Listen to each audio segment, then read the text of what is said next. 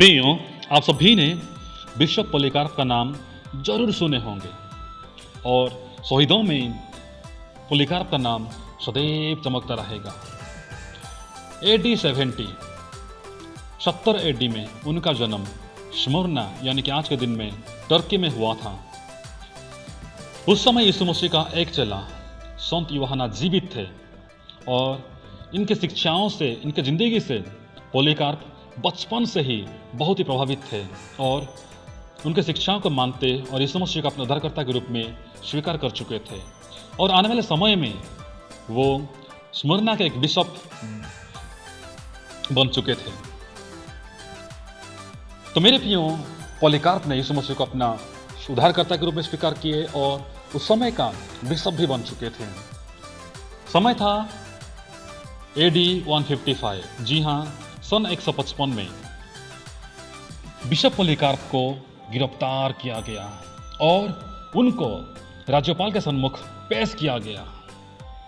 खचाखच भरे रंगस्थल में पोलीकार्प ने भीड़ के तनावों को, सतावों को बड़े ही धैर्य से सहा। उसके सामने रोमा देवी की वेदी थी। पोलीकार्प को राज्यपाल ने लबान की भेंट चढ़ाने की आज्ञा दी। एक चुटकी लबान उसकी जान बचाने के लिए काफी था। दंडाधिकारी ने उससे कहा, अपनी आयु का ख्याल करो, केसर देवता की शपथ लो। औरों ने कहा, केसर को प्रभु कहने में क्या कठिनाई है, क्या दिक्कत है, उसकी शपथ लो और अपना जान बचाओ। ख्रिस्त का श्राप दो, अस्वीकार करो, यीशु मसीह को इनकार करो। परंतु पोलीकार्प ने एकटक देखते हुए कहा, मैंने पिछले 86 साल से उसकी सेवा की है और उसने मेरे साथ अन्याय नहीं किया, कभी भी अन्याय नहीं किया। फिर मैं कैसे अपनी राजा की, जिसने मेरा उद्धार किया है, निंदा कर सकता हूँ। जी हाँ मेरे प्रियो, बिशप पोलीकार्प ने कहा, जो राजा ने मेरी उद्धार की है और पिछले 86 साल से मेरी अन्याय नहीं किए हैं, उनको मैं कैसे अस्वीकार कर सकता हूँ, कैसे उनकी निंदा कर सकता हूँ। इस बात के पश्चात वे पोलीकार्प और बहुत से लोगों को दंड देने के लिए ले गए।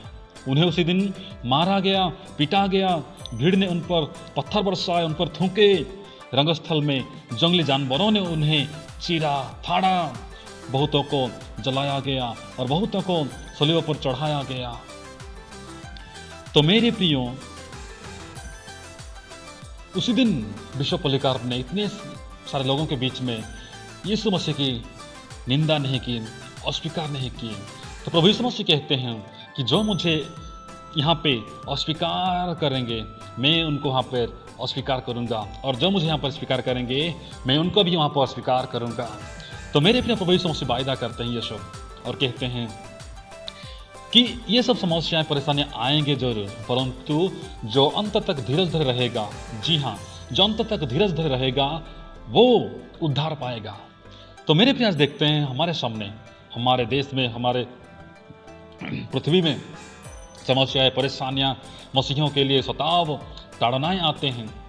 परंतु मैं ये कहना चाहता हूँ कि जब अगर हम अंत तक धीरज धरे रहेंगे, अंत तक अगर हम धैर्य के साथ रहेंगे, तो हम उद्धार पाएंगे। प्रभु यीशु मसीह ये वायदा करते हैं।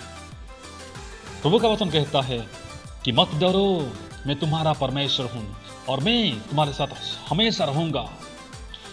प्रभु यीशु मसीह कहते हैं कि मैं इम्मानुएल परमेश्वर हूँ, तुम्हारे साथ हमेशा रहने वाला हूँ। इस युग के अंत तक मैं तुम्हारे साथ रहूँगा। तो इतने बड़े प्रतिज्ञा के बाद हम क्यों डरे?